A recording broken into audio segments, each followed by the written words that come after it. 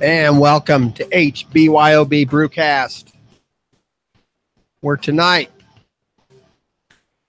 no green thumb, no problem. Growing your own hops. When we come back.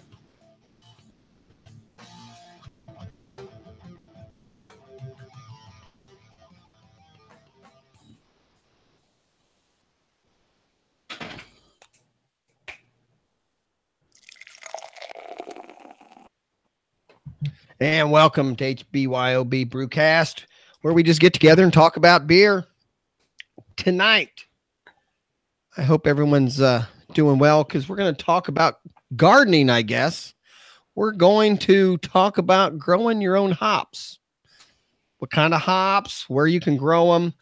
So I'm kind of looking forward to that, because I guess until tonight, I never thought of growing my own hops. So we'll get into that here in just a second. But first, I got a couple co-hosts with me. Chris Allen, my homemade beer expert. How's it going? Not too bad, Mark. How you doing, man? I'm doing fine. We just got done talking sports, and now we're talking beer. I know. It's a good day. If I start a porn podcast, an hour after this, then I'm done. That would be, I can't be on that one, though. I can't be on that. You can't be on that one? No, right. I would not be allowed to be on that one. Maybe that's when I have to go solo. You might have to. Yeah, that just sounds, never mind. Our other co-host and owner of HBYOB, and he is the brew expert with us tonight, Joey Brumley. How's it going? Terrible. Okay. All right. I can live with terrible, at least if you're going to be honest. No, everything is well. I'll get into my story here in a little bit. All right. I can tell you what's terrible. Oh, boy. Well, now let's start with, first of all, we are live on YouTube. I forget to announce that. But then again, I think, well, if you know we're live on YouTube, we're live on YouTube. Does that make sense? Meaning if you don't know. You're stating the obvious, right? Exactly. Mm-hmm. Right. So next week, if you listen to this and we're not live, next week around this time on YouTube, you can just go to hbyob.com and you can just click on the tab there. There's a place to leave comments and watch us live. No, I had to turn off my air conditioner tonight. I am sweating Heineken right at the moment. Because when I had the air conditioner on, it made all this podcasting stuff just sound horrible. I could hear the fan blowing, and it made a hum. So for the 2 hours we're sitting here podcasting, I have to do it in, luckily I'm just wearing a t-shirt. You can't see what's down below, but I can see a fan in the background. Yeah, but I had to turn on. It's just the, what do they call one of those ceiling fans? It doesn't do worth a shit, but I opened a window and turned that on. So if you hear a ambulance go by, something. But tonight we are going to be talking, about growing hops.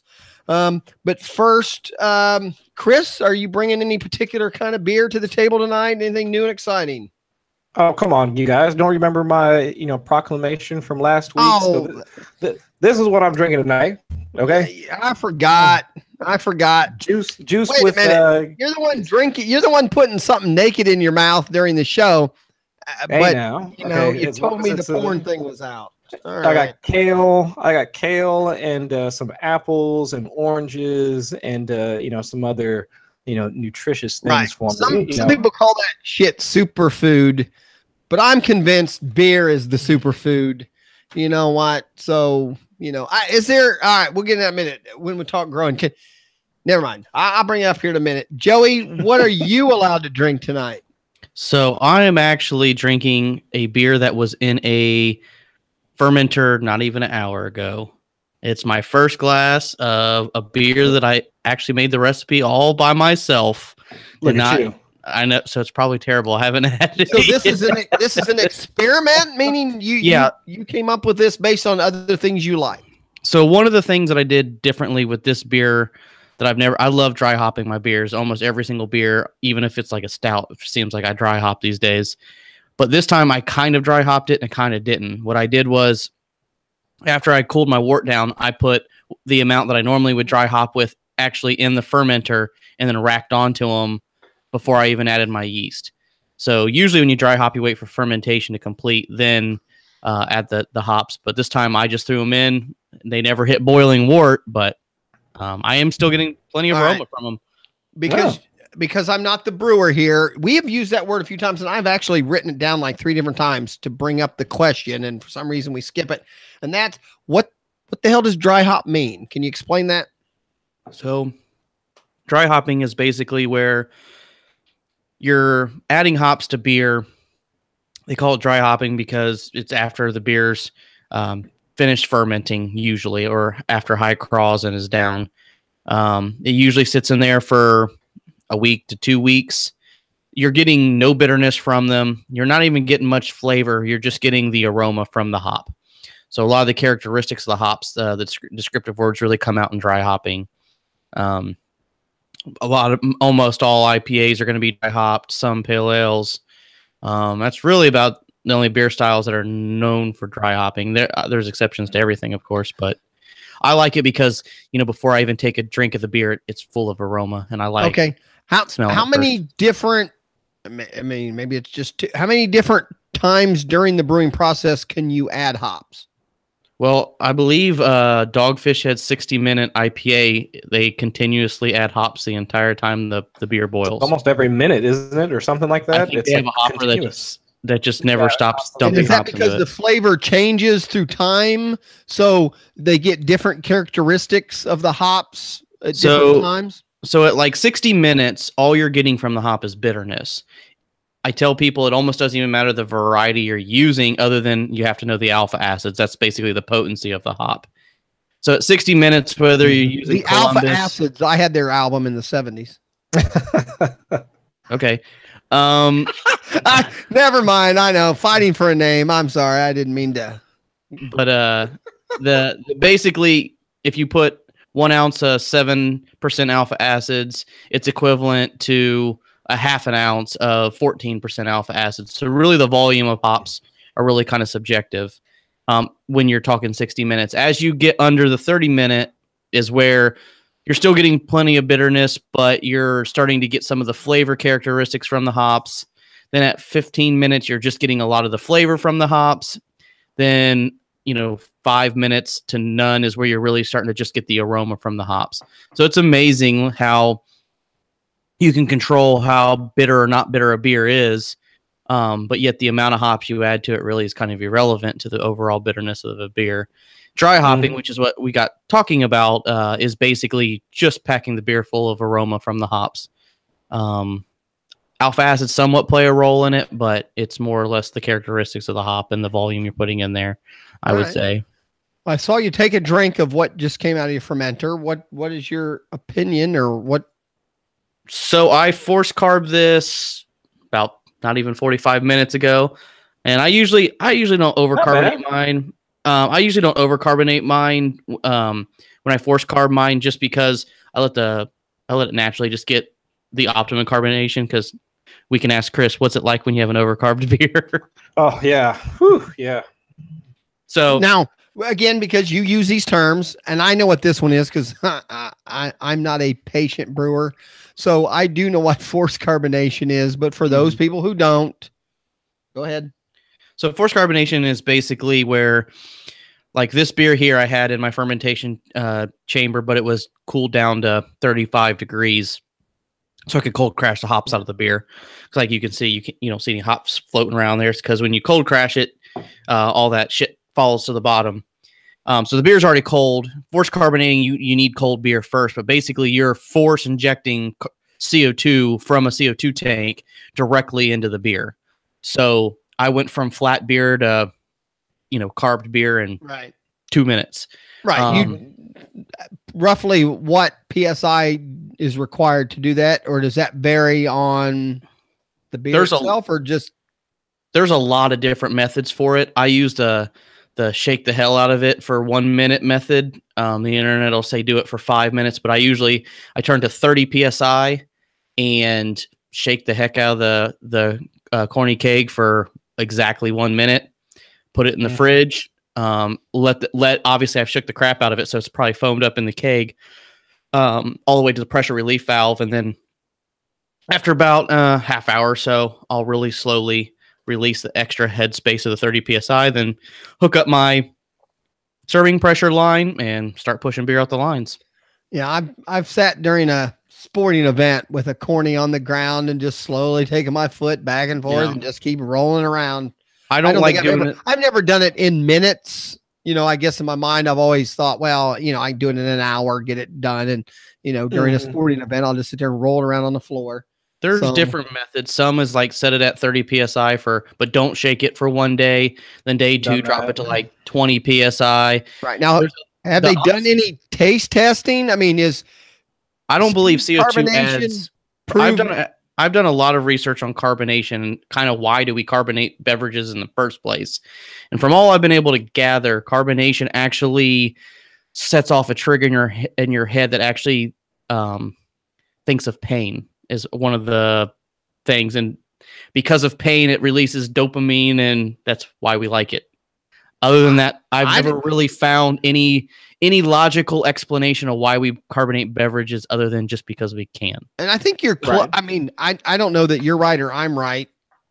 I'm going on what was in my head. I assumed was a myth and maybe more true than false. And that was that bubbles, and has a tendency when it's in your bloodstream to carry more things with it, meaning the alcohol gets into your system quicker if there's air involved. I've always heard drinking carbonated water is better than just straight water. Well, and I just always heard because for the same reason, because the minerals and stuff in the water get into your blood system quicker. And the only reason I'll say that is you've known me a long time. I'm an addict for these vitamin C packets where it's like 1,000 grams of vitamin C, and you take like 3 of those packs. They all have a bubbling consistency with them, and all the things you read, and they say that's because this helps it get into the bloodstream quicker, is by making this more of a carbonated or a bubbling type thing. It's the air, which I do know, air in the bloodstream is going to do things. So, but now, who would have thought that early on? Who would have gone, hey, I bet this alcohol will be even better if we get it bubbly. I want to say beer-wise, probably one of the reasons why they carbonated it, because beer naturally carbonates itself if you put it in a sealed vessel. Right. I think that's where you start talking cask ale. But I also know, again, I've always heard people that say, you know what, champagne gives me a headache.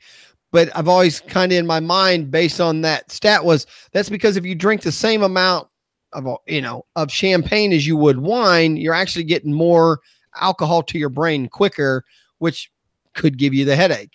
I could be wrong. It's just in my head. That's what I always thought. I hear the same thing when people say that about draft beer, and I'm convinced it's because when you're drinking draft beer, you have not a clue how much beer you're drinking. You're usually partying. Exactly. So yeah. And no different champagne. I can't think of a time I ever drink champagne other than when we're at a special event where we're drinking, and we probably mixed it with 7 other things. And just because you can put it in those situations doesn't mean it's still not the truth. Fair. And obviously there's a flavor issue too.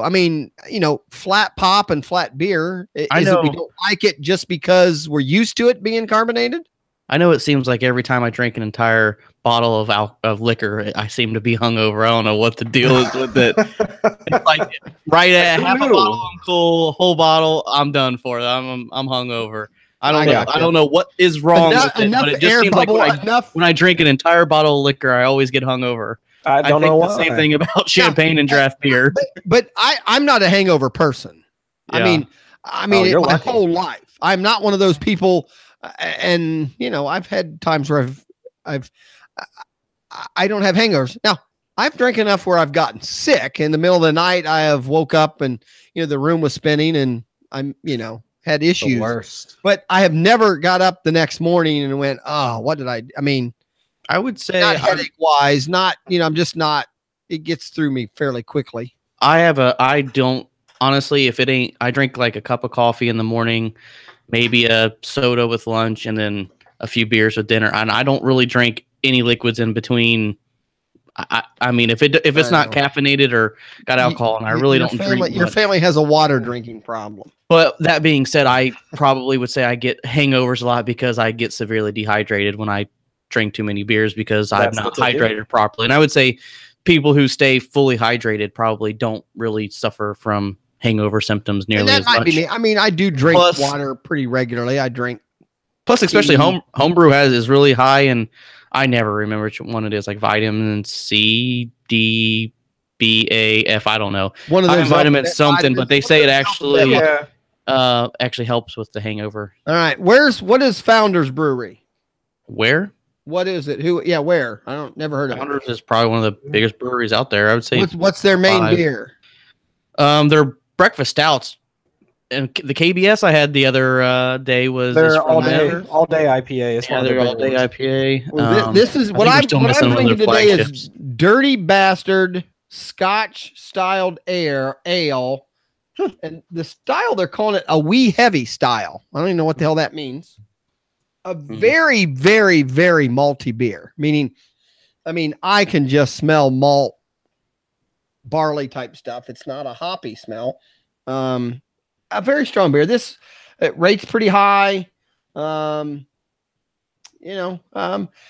This is definitely one of those where I wouldn't buy a lot of them, but late at night, this would be the kind of thing where I'd, just nurse one of these. It's not terrible. Either one of you had it before?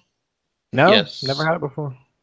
Dirty. Oh man, maybe that's part of the issue. It is like almost 9% alcohol. So, not an ugly can, Chris. I mean, nah, it doesn't do it for me.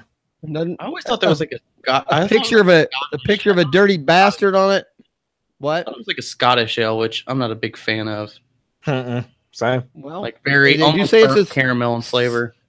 Well, they do say that it has multiple caramel things in it and all that. That was what makes it a Scotch ale, though. I mean, is a Scotch ale? Traditionally, they basically would almost caramelize some of the malt, just like how you make whiskey, caramel, or coffee or whatever. And I think they did it traditionally to kind of give the beer a bitterness to it. Yes, because they were very lightly hopped. Don't quote me on anything I just said, but I believe traditionally that's kind of where that they're brewed with 7 varieties of malt is what's in it. And this is a Michigan brewery. That is where they're at. And this is one of their year-round beers. This is something they brew all the time. So it is it's a strong, I would put this very similar to the Kentucky Barrel Bourbon, that type, beer. It's got a strong malt flavor, I don't know. It's not bad. It just is, to me, a slow drinking type beer. I think that they make the Mosaic Promise, which is a pretty tasty beer. All right. Well, that's what I brought to the table. Let's go to Chris. How is your naked kale? It smells disgusting, but it tastes great. I'm not gonna lie. But, I'm not a huge fan of kale. I mean, but it's all right. But kale is that new superfood. Can you blueberry? Obviously, we've had multiple blueberry beers on the show, so you can use that. That's a superfood. But could you take something like kale somehow and incorporate it into brewing a beer? Is that even a possibility? I don't see why not. I mean, you could I would say the easiest way that you could probably get it to infuse into your beer would be to place it in the boil. Because I don't know how much flavor you'd actually get by dry kale. Dry caling. Yeah. Dry caling. By drying. I do know Mrs. Easy can grow kale. She has accomplished that. So that'll jump into our next thing. Obviously when you're putting it in the boil, you're trying to get some kind of flavor out of it. It may not be a flavor you could pick out, but it still, I guess, could change the complexity of the beer itself, I guess, if you boiled kale in with your, Now, I would assume you would probably have to use at least your malt would have to be something that's fairly light, so the taste of the malt wouldn't override the either aroma or taste of the kale. Yeah, so I'd probably pair it with like maybe a pilsner, something like that, a little bit lighter. Now, Joey, you deal with more like a vegetable beer. Yeah, you deal with that was where I was going. You deal with more people and recipes. Let's just say right now, what is the most unique ingredient you've heard of? When I mean that, I mean a true ingredient, not where someone just went, I'm going to put in, an old leather shoe. I'm talking a real ingredient. What is one of the more unique ones you've heard? Just today, or let me rephrase, this season right now, it's dandelions. People are making dandelion wine, and they're even using the green part of the dandelion to actually help bitter beers. So people using, what we try to get rid of out of our yard, people using them in wines and beers. I would say this season is the one. It's one of the big ones. Right, they can come pull out of my yard if they need some extras. Okay, and I guess now we're back to the kale. So I would assume the green leaves of a dandelion are going to boil or similar to how you would do kale or something like that. Because kale is a very strong flavored green. So, yes. Versus I'm guessing if you just threw leaf lettuce in there or spinach, you're going to get no flavor, unless you use a ton of it. Right. And then do you get any other benefit from it? That I couldn't tell you. But watermelon's kind of the same thing. Watermelon, I think, is a very good fruit. It's probably my favorite. However, when you add watermelon to wine, beer, or anything like that, it really just doesn't shine through because it's mainly water. And I think you've said we've talked about watermelon. I don't know if it's you or this show, but I think I've talked about watermelon before. But I have an old friend. His father's passed away, but back in the day, his dad, it wasn't the watermelon itself; it was the rind. And if I'm not mistaken, he made watermelon rind wine. Meaning he wasn't using the part that we would eat. He was using that, the other, other part. So, so dandelions, give me one more and then we'll move on. What's another unique? I'm just trying to get an idea of what, and again, something that you've maybe either heard more than once or that, is an ingredient. And I'll ask you, Chris, what's the most unique ingredient you've used? The most unique ingredient that I've used, to be honest, is pumpkin. I mean, I've done, actually just taken the pumpkin, chopped it up, throw it in the oven. Used the meat in that to make a pumpkin. Which again, to me, would be similar to watermelon rind. I guess that would be my most unique ingredient was graham crackers. I think we've had this conversation.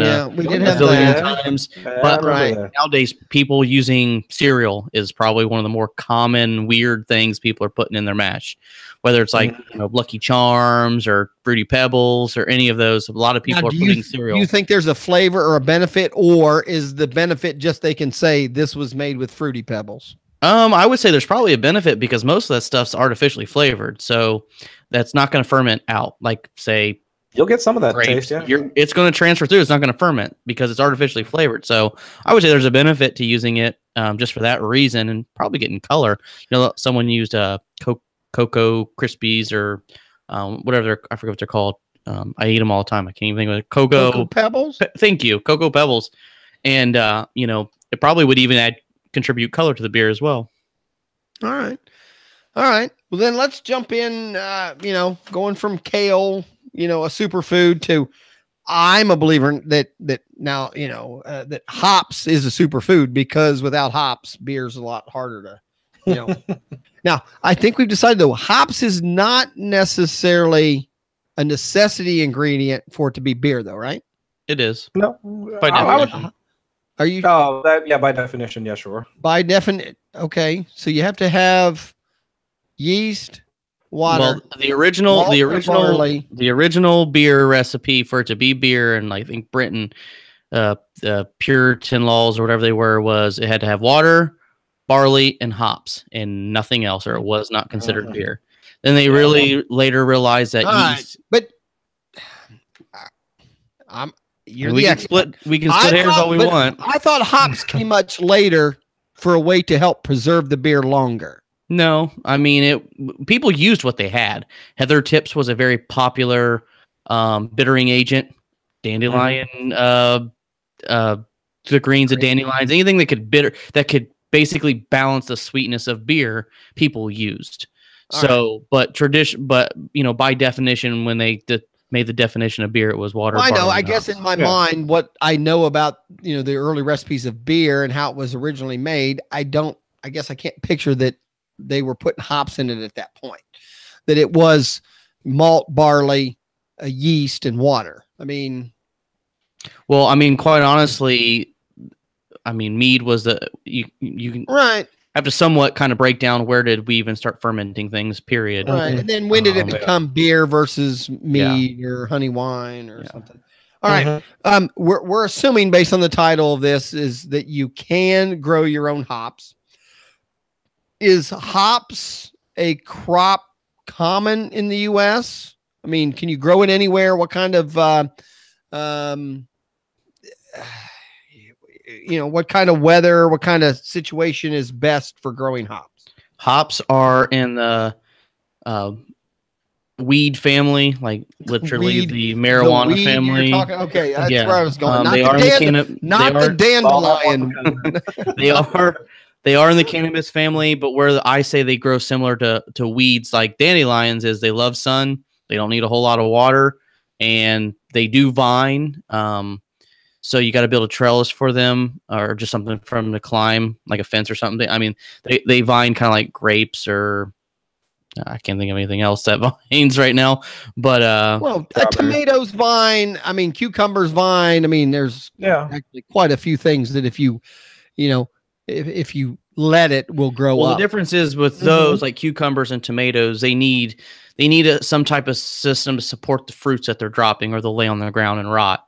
Versus hops really don't need that support for the fruits that are dropping. The hops will, like I've got some growing along my fence line this year, which don't because of a rhizome I had that didn't even look like it. I buried it. It didn't do nothing. I was like, well, that didn't work. And then someone sent me a picture like, dude, look, there's growing down my fence line. Like, holy crap, that didn't even grow last year, but it came up this year, which was pretty cool. They just need something to grab onto. Yeah. Okay. If not, they just fall right over and go nowhere. What is the length of time that it takes for, hops from planting to harvesting? Anyone? 2 months? I mean, yeah, I would say so. Yeah. 60 days before you literally could use it for brewing. I mean, I don't even know. I have no idea. Is this a pick and brew immediately? Is this a pick and you have to dry it out or do anything with it? And then I don't even know, is it just the flower that's used, or can the leaf and the vine be used also? Chris? For at least, so going back to the original question about how long it takes, from my experience, to actually get cones that have enough of the, correct me if I'm wrong, Jay, lupinol? Is that how you pronounce it? You were close, and now if you would ask me, lupulin, no, something like that. Yeah, but the yellow thing in the center. Right. If it has enough of the concentration in order to actually, for you to use it, I think in about 2 months, you should have enough cones on the vines. If they're growing in like a decent area, they should have enough cones on them that you can use them in your brewing. And then when it comes to, care or upkeep for them, you really don't have to do much of anything. I think for the last year when I got mine, I mean, yeah, I watered them, and then if it rained, that naturally took care of it. But otherwise, very little maintenance required of them. And then when it comes to actually using them in a beer, you can pick the cones off.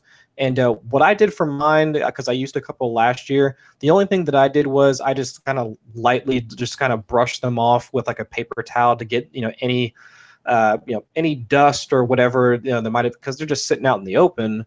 So I just kind of wiped them off or patted them down. You can't soak them in a water, or will that dilute flavor?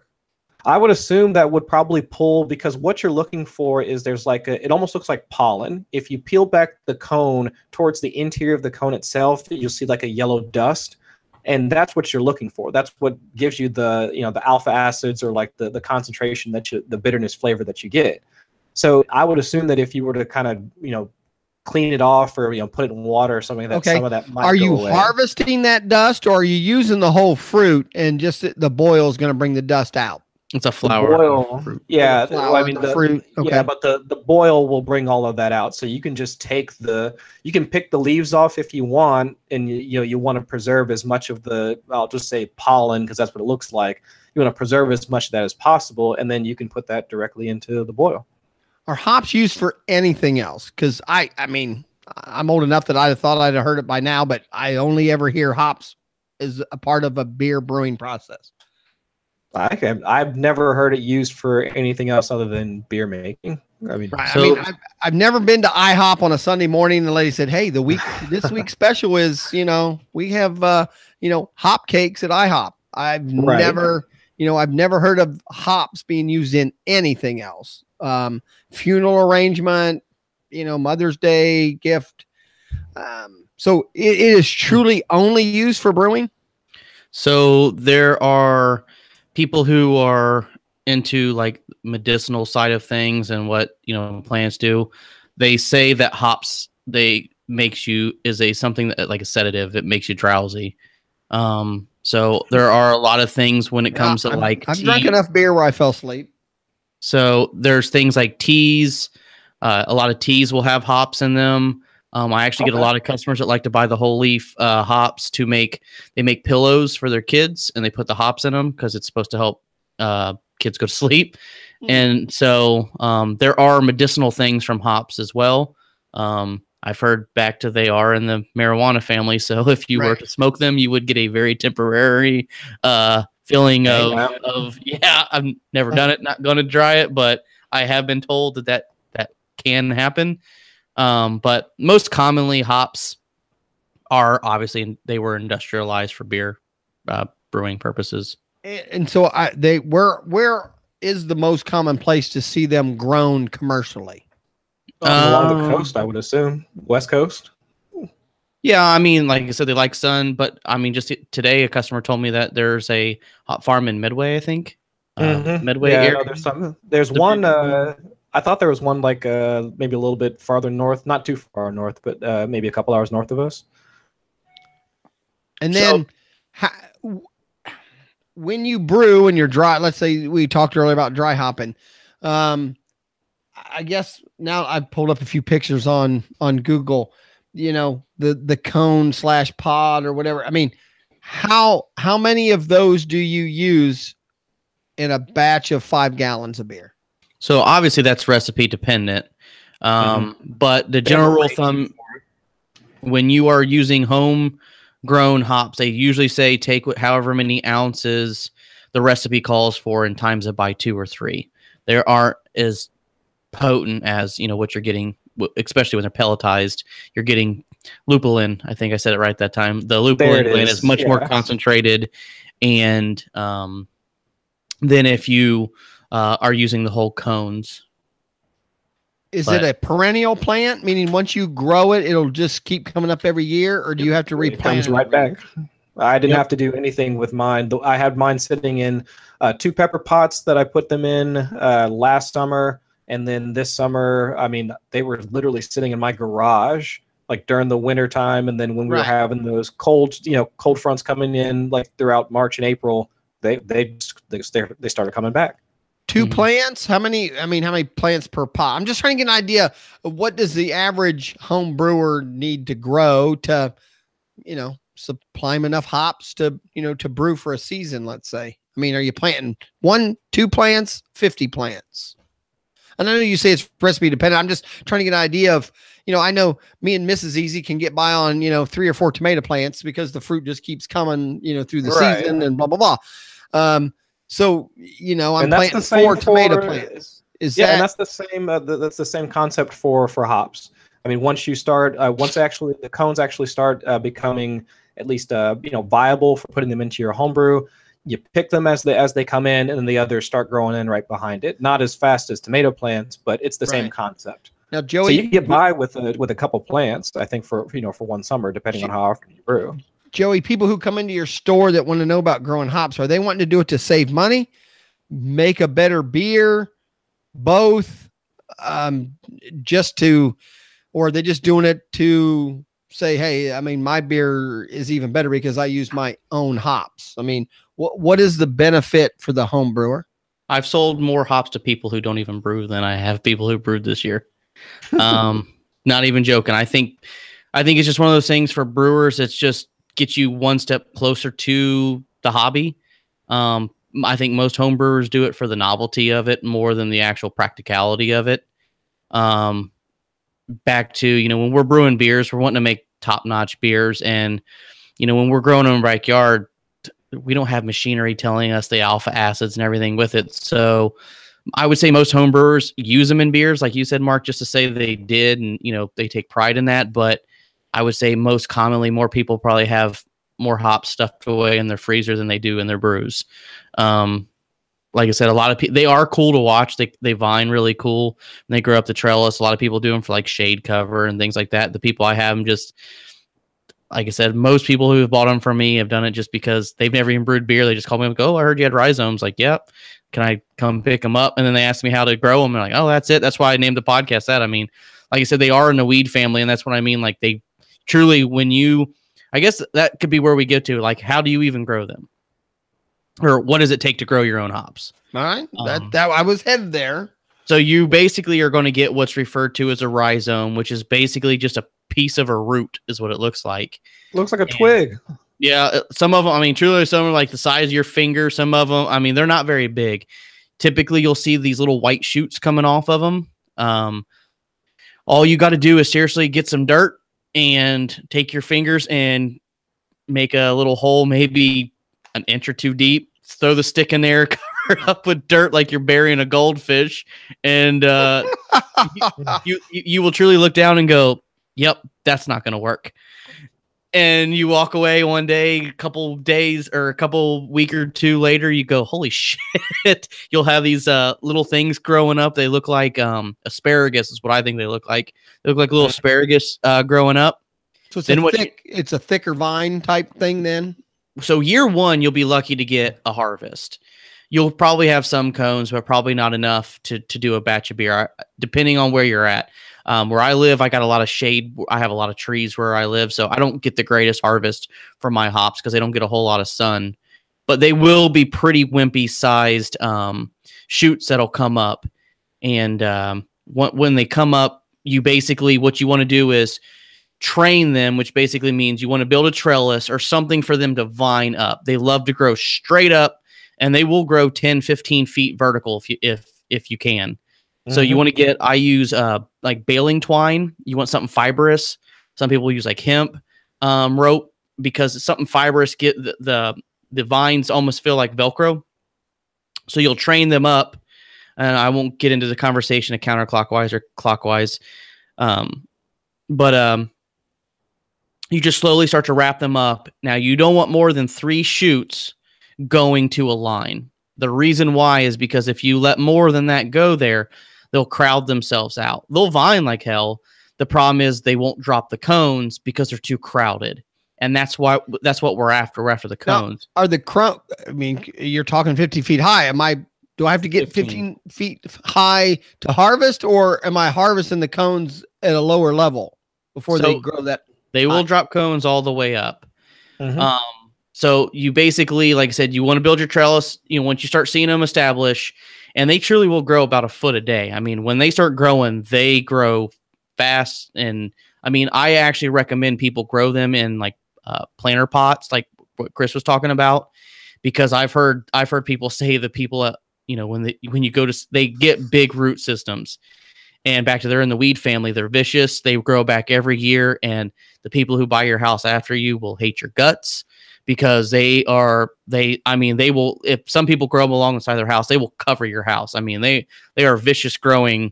So basically, once you get the 3 shoots going, you want to cut back everything else that sprouts up.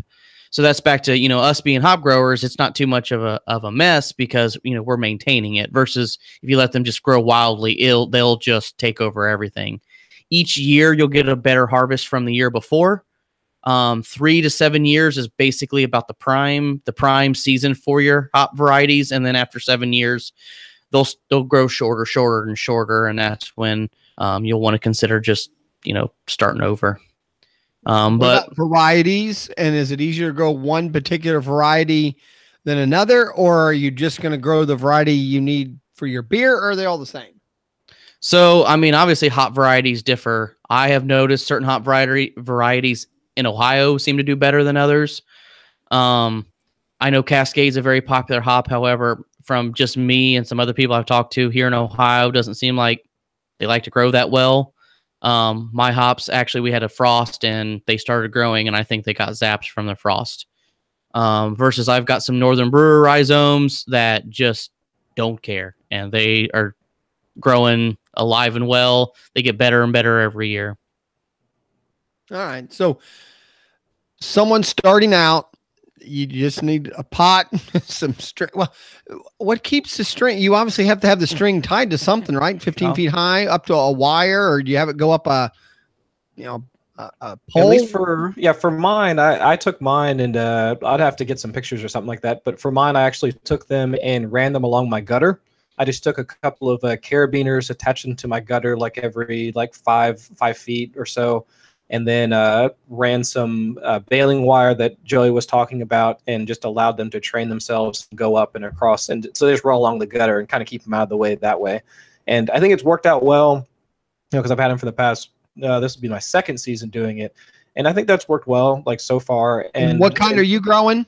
Northern Brewer.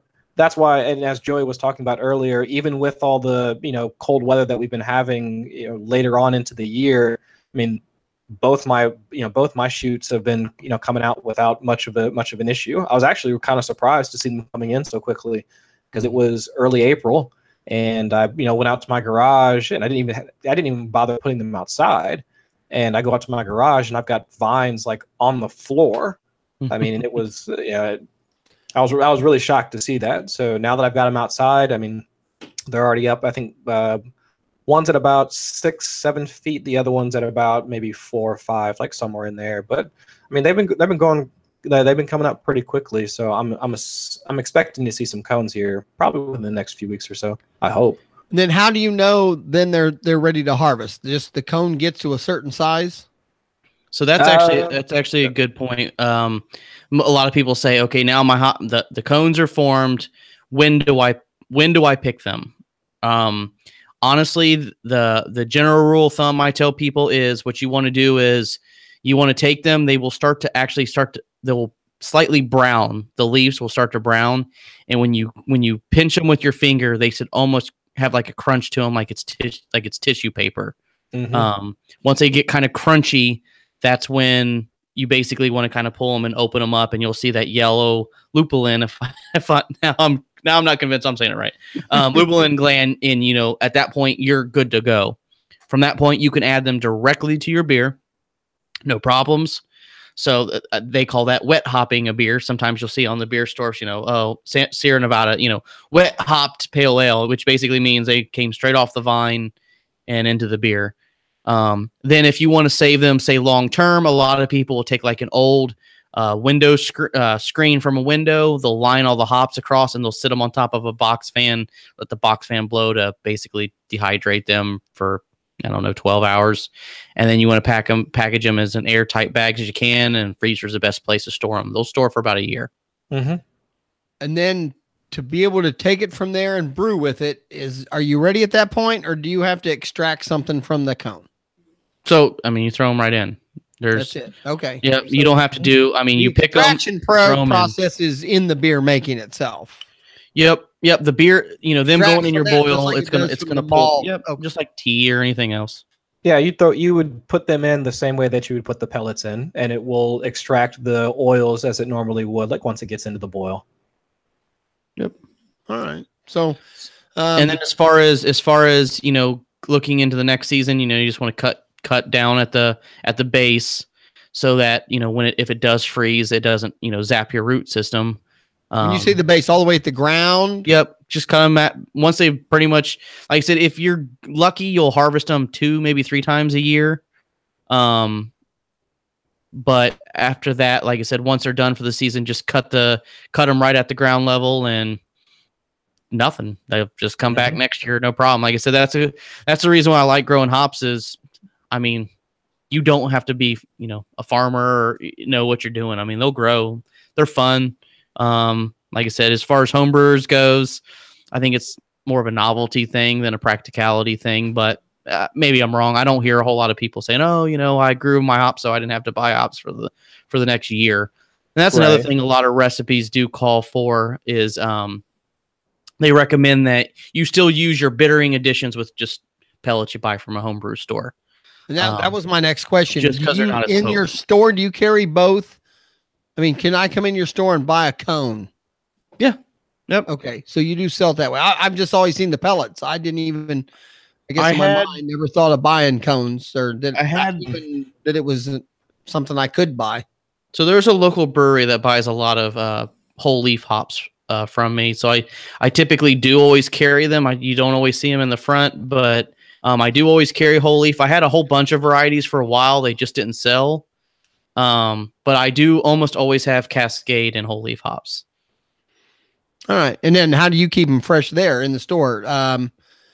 Refrigerator, freezer? I mean, are they, how are they normally stored when I come to buy them? That's actually a good topic for another show, but contrary to what most people think, you do not have to refrigerate store-bought hops. They are sealed in nitrogen-filled bags, and a lot of people, because like we carry, we're getting a lot more 1 pound bags of hops, and they always ask me like, oh, why aren't these in the refrigerator? Hops come to me from the vendor non-refrigerated. They are not a refrigerated product. However, refrigeration, they say, does double the shelf life of them. So, but the vendors are not carrying, I can't speak for all vendors, but the vendor I get my hops from, they come to me. They're not. All right. I mean, obviously hops are old enough that there weren't refrigerators originally anyway. So people think that they have to be refrigerated. And out of all home brewing ingredients, the only thing that has to be refrigerated is the liquid yeast, just because it needs to stay dormant. If not, all the packs will swell and right. Okay, which I know we talked about yeast the other day, which is back to, I didn't think about it until now we're talking about hops, but same thing. 10,000 years ago, whenever beer started being made, obviously the yeast, storing yeast was probably a hard thing anyway, but I'm sure that it wasn't refrigerated just because there weren't refrigerators. So they were storing it somehow, or like you said, dehydrating it, making it into a powder and using it later, I'd assume. So the one thing before we get any further that I want to say is this is a very special note to anyone who uses hops, grows hops. It doesn't matter. Hops are very, very, very lethal to dogs. So if you're growing your own hops, it is one thing to consider. What happens if a dog eats hops? We sweat when we get hot. Dogs pant. And whatever hops do keeps dogs from doing that. So dogs will truly internally overheat and they will die. It's not a joke. It's not like the old wives' tale of a dog eats chocolate. I've had dogs that have ate plenty of chocolate and were just fine. They will pass away if they eat hops. In my experience, dogs don't like hops, meaning it's not something that they're going to go eat. So mine grow in the backyard. They'll also lick up antifreeze. But they don't know. So you're saying they might eat it, but it's not necessarily taste good to them, but it's also something that they would chew on. So most of the time, because I have heard the stories of people's dogs who have left us because of hops. Most of the time it's because they threw them in like a compost pile when they were done brewing with their grains. And grains still have some sweetness left in them. So the dogs was actually eating the grains. The hops were mixed with it, and bad news is they took the dog to the vet and it didn't come home. So it's just one thing to very much consider. Like I said, I do grow mine in the backyard with my pets.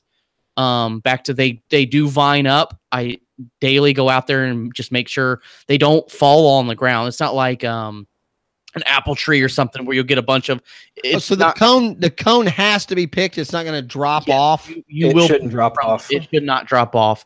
I'm just saying it's just something you very much want to take note of before you consider doing it.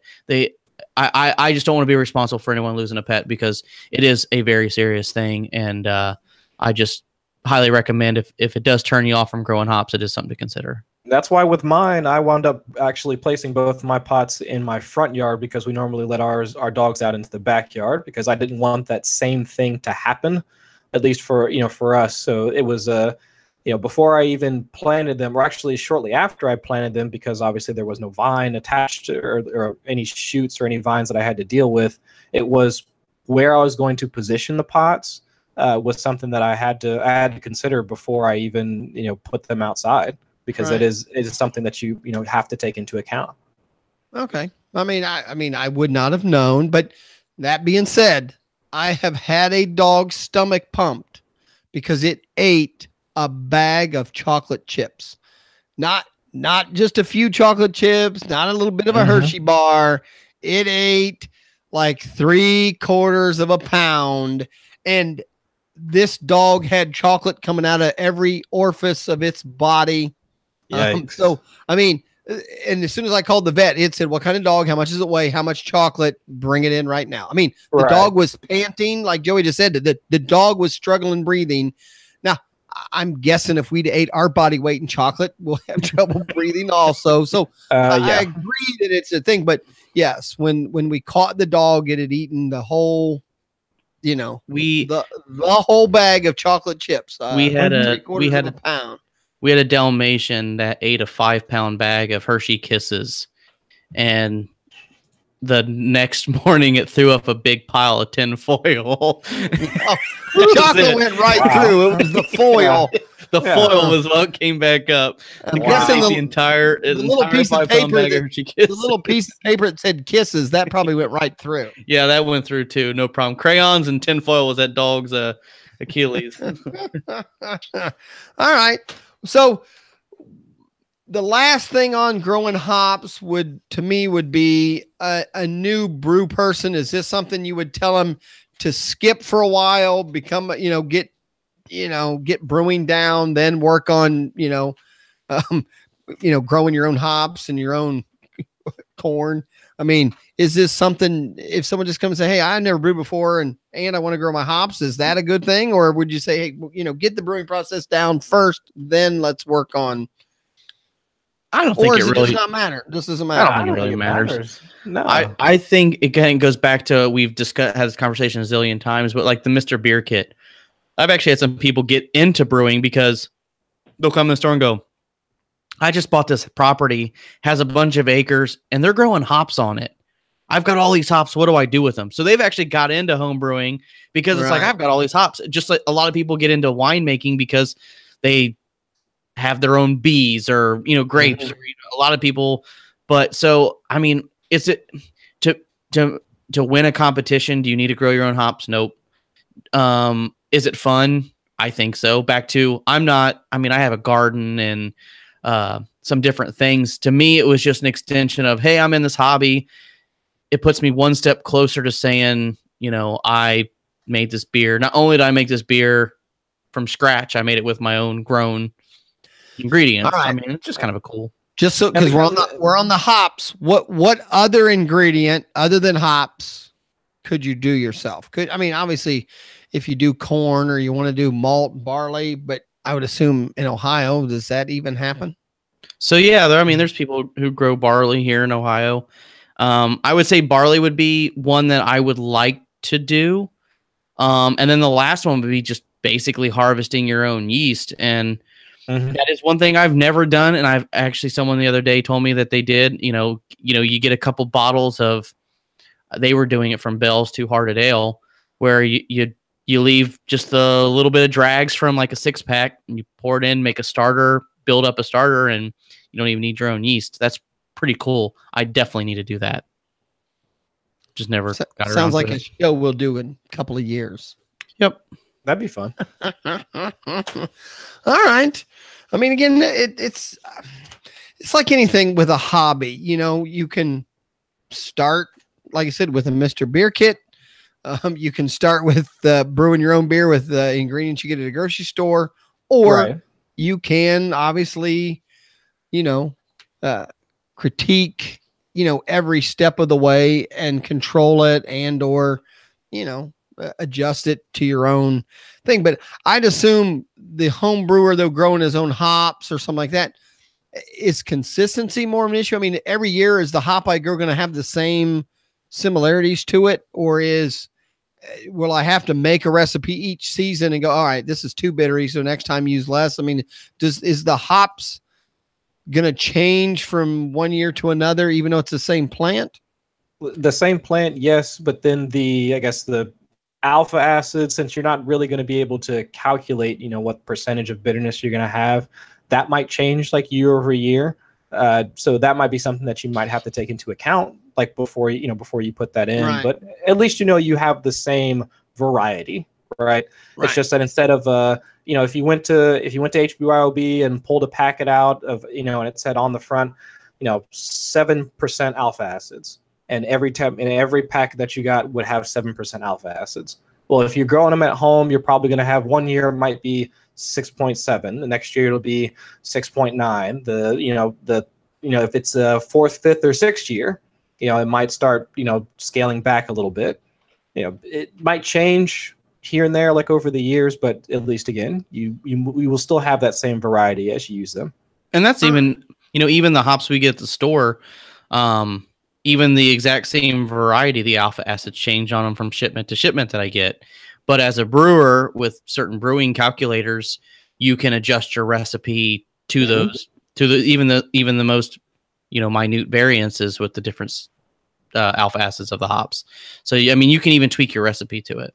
So right now, does Budweiser grow their own hops, or are they buying those from somebody? I don't even care. If I had to guess, I'm just wondering. I'm just wondering how. I mean, obviously, Budweiser is all about consistency, so I would assume they have to have some control of all the ingredients. And I'm assuming Budweiser's hop farm, or who they're buying from, isn't a small little facility. Right. I'd be surprised with as much quantity as they would need that they would pay the extra money to use a third party. Yeah, I would think that they would just, grow them on their own. That I would assume they're not growing their own. But I am assuming that when a truck shows up, they have tools that test it down to. Because I've even heard like Jack Daniels and all of those breweries, when they get their corn, they're testing the water level. I mean, they're testing everything from it, and they'll deny an entire batch. Right. I mean, McDonald's doesn't have cows. But I'm guessing the cows they get are exactly the same all the time. I mean, well, it's even like I've heard back to the Budweiser. Budweiser ages their beer on beechwood, and if you try to source some beechwood right now, you're not going to find any because Budweiser buys it all. I just thought that was the name of a road. I just thought that was the name of a road. So the point I'm making from that is. I'm not saying they own the farms. I'm just saying they're no different than McDonald's or whatever. Their hand is completely controlling what those farms are doing. Sure. Right. But all right. There's our hop talk. I have a quick, because we're running a little late. Our question of the week, which is one I've had early on, and that's just the question was I'm assuming home brewing is legal, but are there laws against how much I can brew? So it's actually funny because I've been doing a lot of research with that and laws and everything here recently. Home brewing has been legal since 1978. I want to say Jimmy Carter is the one who made it legal for us. Hallelujah. We are allowed to brew 100 gallons per person per year. If you're head of household, meaning there's someone else who's of legal age to drink, you're allowed to brew 200 gallons. So if your wife's not a drinker, but she lives with you, you double the amount of beer you can brew a year. All right. 200 gallons. I have to do the math. 200 gallons is how many 5-gallon batches? I mean, is that brewing a couple every week? I don't even know. 40 batches. That's 40 batches. It's not quite a batch a week, but it's at least more than every other. Okay. Close. Yeah. More than I would say if you're drinking more than that between going out and everything else. Oh, boy. I'm not saying anything, but maybe you got bigger issues than what the government can do about 200 gallons of beer. Who is regulating that? And I mean, I don't want to get myself in trouble, but nobody. Okay. I'm assuming no one's been arrested for making 210 gallons a year. I'm pretty sure if a guy came in every week to buy supplies from Joey, he wouldn't say nothing. No. I would say back to, those laws. Like I said, I've been actually dealing with quite a bit of laws recently. I'll release the reason why here soon. I've got some cool things happening at the store, but I've been doing a lot of home brewing law research and working with attorneys and stuff. Obviously, if you're selling it for profit, that's what they're after. But as long as you're home brewing, we don't need, as home brewers, I guess here's what I'm saying. As home brewers, we're not keeping a logbook where we, every year we got to turn it into the state and say, this is how much I brewed this year. It's not regulated like that. Now, if, the state comes and goes, you've got a 3-barrel system in your basement, what are you doing with this? Right. It's gonna some eyebrows are gonna raise, but if you're just brewing 5-gallon batches at a homebrew scale, so the 200 gallons is just their way of saying we're pretty sure that's enough that you're not going to sell enough. That's plenty for personal. Gotcha. Exactly. Now that being said, do you think you have a customer? Or do you have people in your mind? You're going, I know he's doing at least a batch a week. Do you have customers that are doing that much? I plead the fifth. All right. All right. So there are. I would say but on top of that, though, I would say when it comes to creating or making beer at those quantities, I know that the laws, as Joe was talking about, are they're fairly straightforward. One thing that I did find out is in terms of transporting. So let's say if you brew a batch and you want to send some to a buddy of yours or whatever. Actually mailing them depends on the state. I would say check the laws of the state that you want to send it to. And I would say by and large, most states don't have much of an issue with you, mailing, a sixer of whatever in the wine cooler packages that you can get off of, from pretty much anywhere. But I know, for an instance, if I'm not mistaken, Maryland, they do have an issue. There is a law. They do have a law against you sending beer, into across state lines. But other states, California, Seattle, or not Seattle, Washington, some others. But just check the local. What is the law? I know technically you can't sell what you make, but is there any law about how much you can give away, or you can give it away? I mean, is there any stipulations on who you can give your beer to? So in Ohio, I guess. I was going to say, I can only speak for Ohio. It is state by state, but in Ohio, we don't have any specific home brewing laws. So we just go off the federal laws. And the federal laws basically say we can give it away as long as we're not brewing more than the 100 or 200 gallons. Actually, like I said, I've got some stuff in the works. It's pretty exciting stuff when it comes to laws. But you can't give it away for basically any, how do I want to say it? Like, hey, if you buy a raffle ticket, I'll give you a 6. You basically can't do it for some means of financial gain. Even though there's not money, right? Even though money didn't take hands, you can't take possession of some other type of property. I'm trying to think of like a good example of, you can't say you have a raffle where you're buying raffle tickets, and you can't give it away as a prize because then it has monetary value. Then it has some form of monetary value to it. What about like if this guy helps me in something that, I don't know much about, but he helps me enough that I give him some homebrew? That's okay. I would say in those terms, no. However, if you feel like, wow, he really did me a good solid, I'm going to give him some homebrew. Give him good. Some. I got 2 growlers that I need to fill. The laws actually clearly state you cannot do it as an exchange of goods. Like, you cannot use it as a bartering system, meaning, hey, if you fix the brakes in my car, I'll give you a case of beer. It is a form of currency then. And then you start talking into the, Bitcoin and all the other. Probably still not going to get in trouble. Yeah. But like I said, it goes back to, like I said, I've got some stuff in the works with a lot of the laws.